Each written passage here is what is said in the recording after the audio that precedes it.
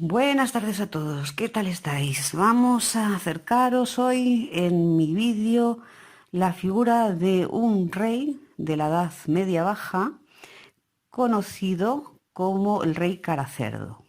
Su verdadero nombre evidentemente no era este, sino Balduino IV, el rey maldito también llamado. Recordaréis tal vez de su personaje porque aparecía, a modo de anécdota, para aquellos que seáis cinéfilos, en la película de Ridley Scott, El reino de los cielos. Bien, ahora continúo con la explicación de la vida de este rey. Él fue educado desde su infancia para ser rey y suceder a su padre como soberano de Jerusalén, que por aquel entonces era la ciudad de mayor importancia para los cruzados en Tierra Santa, y estamos ubicándonos en el siglo XII. Sin embargo, Balduino IV no pudo poner en práctica durante mucho tiempo todas las lecciones que había recibido de sus maestros, ya que murió con apenas 24 años de edad aquejado de lepra, una enfermedad que para aquel entonces era considerada como una maldición divina y que caía sobre los pecadores que habían ofendido a los cielos. Con todo, y a pesar de que solo pudo sentar sus reales posaderas en el trono durante 10 años, tuvo la oportunidad de librar grandes batallas, en las que su mano, llena de llagas, empuñó la espada contra los musulmanes.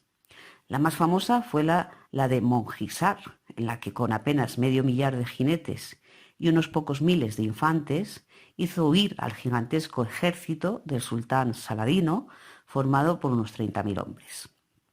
Esta victoria no le sirvió para librarse de la lepra ni de su apodo más conocido, el de Rey Cerdo, un mote que le había sido dado después de que su enfermedad le hiciese perder los dedos de los pies, de las manos, de deformarse la cara y se comiese literalmente su nariz.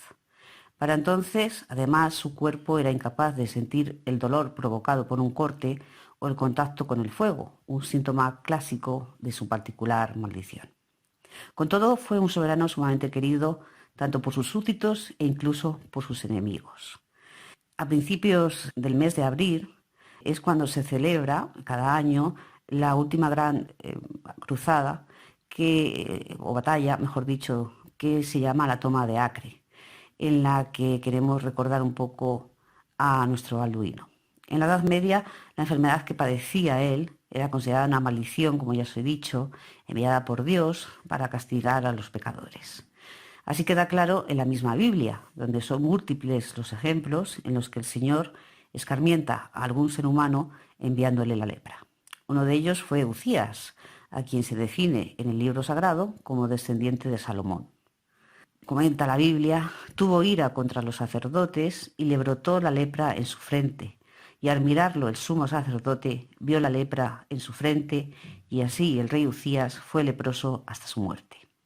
Lo sepultaron con sus padres en el campo de los sepulcros reales, pero fuera de ellos porque dijeron, leproso es, señala el libro sagrado. No obstante, estas venganzas divinas suelen aparecer en el Antiguo Testamento, mientras que en el Nuevo Testamento, por el contrario, esta dolencia sirve como excusa para justificar los milagros de Jesús, a quien se le atribuye la capacidad de limpiar literalmente a varios afectados. Pero ¿hasta qué punto la lepra era considerada una aberrante maldición? La respuesta la ofrece la historiadora experta en la rama de salud Diana Obregón Torres, quien explica pormenorizadamente en su obra Batallas contra la lepra, Estado, Medicina y Ciencia en Colombia, que el estigma que suponía para todo aquel que padecía lepra era porque, siendo una enfermedad tanto del alma como del cuerpo, ya que, como bien os he dicho, era mencionada en el Antiguo Testamento. Algunos padres de la Iglesia relacionaban pecados específicos con enfermedades específicas. La lepra se asociaba con la envidia, la hipocresía, la lujuria, la malicia, el orgullo, la simonía y la calumnia, entre otros vicios. A su vez, la lepra era sinónimo de inmoralidad, decadencia ética general y símbolo genuino de la maldad. Al considerar que habían sido malditos, además de porque se creía que era una enfermedad sumamente contagiosa, aquellos que padecían lepra durante la Edad Media eran expulsados de sus hogares y obligados a vivir lejos de los núcleos urbanos.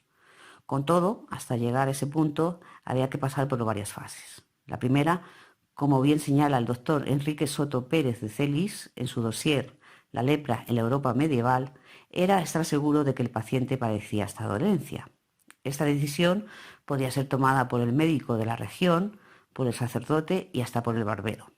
Usualmente todos se basaban en un síntoma tan claro como era la destrucción masiva de la cara del paciente. Al menos al principio, pues con el paso de los años, una denuncia absurda podía llegar a costar el ingreso en una leprosería o el destierro a una persona inocente. Una vez que el experto confirmaba que el paciente sufría lepra, el sacerdote del pueblo hacía participar al afectado en un oficio similar a los que se celebran durante un funeral, algo que no era de extrañar, pues se consideraba que el leproso era ya un muerto en vida, al que solo le quedaba esperar pacientemente a que llegase su verdadero paso al otro mundo.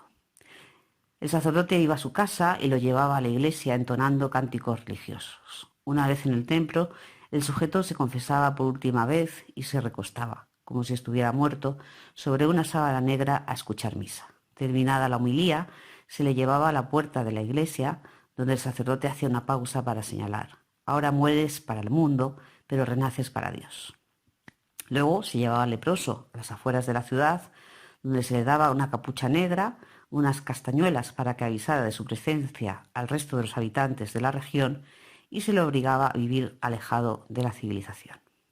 Además de todo ello, los leprosos tenían una larga lista de prohibiciones para, según las autoridades, evitar la propagación de la enfermedad.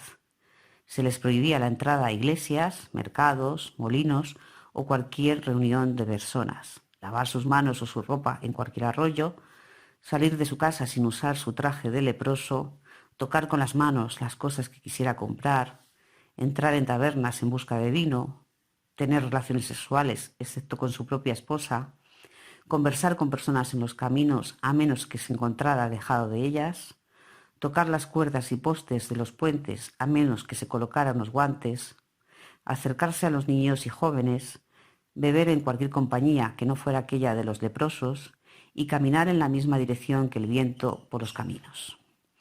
Posteriormente, con el nacimiento de las leproserías, se obligaba también a los enfermos a permanecer en uno de estos edificios hasta su muerte.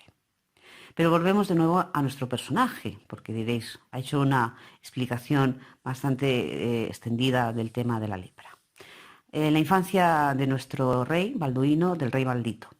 El futuro rey leproso o rey maldito nació por el año 1161. Su padre, Amalarico I de Jerusalén, más conocido por enfrentarse a sangre y fuego contra Nur al-Din, uno de los líderes musulmanes más destacados del siglo XII en Tierra Santa, por el control de Egipto.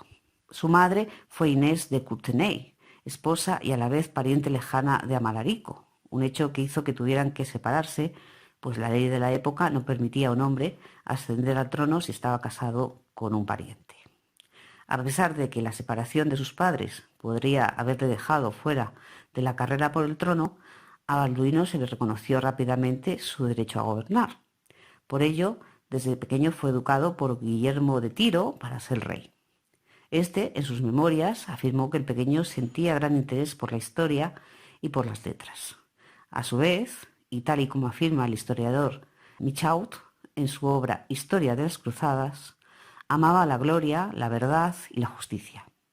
Por su parte, el investigador germano, experto en las cruzadas, Hans Eberhard Mayer, dijo de él que poseía una gran perseverancia, paciencia y sentía gran amor hacia sus caballos. Todo era felicidad en la vida de Balduino, hasta que con 9 años su tutor se percató de que el futuro rey no sentía dolor, un síntoma de que podía padecer lepra.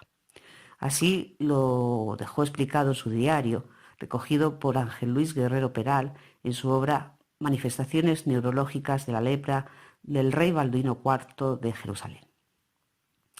Hay una anécdota que relata en dicha obra en la que, como bien os he dicho, su maestro se da cuenta de la ausencia del dolor.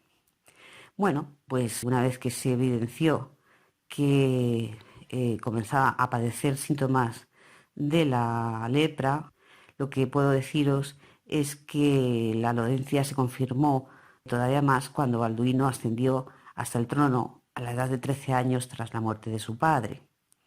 en el año 1177 sería toda una prueba de valía para el rey leproso. Y es que fue entonces cuando Saladino, el sultán de una cantidad incontable de regiones como Siria, Palestina, Yemen, Libia y otras tantas más, formó un gigantesco ejército de entre 26.000 y 30.000 musulmanes con los que pretendía invadir Jerusalén. Por suerte, para el rey Cerdo, los cristianos habían organizado ya un contingente que contaba con tropas de Bizancio y caballeros recién llegados de Europa, con el que pensaban conquistar el Cairo. Esto permitió al soberano reaccionar rápidamente a las amenazas de Saladino. Bien, espero que os haya resultado ameno, interesante personaje para mi gusto, aquel que, bueno, pues en un principio destinado a estar de alguna manera confinado en algún lugar remoto, se erigió como uno de los reyes más valientes de la historia. Así que me despido por hoy, un saludo a todos y hasta mañana.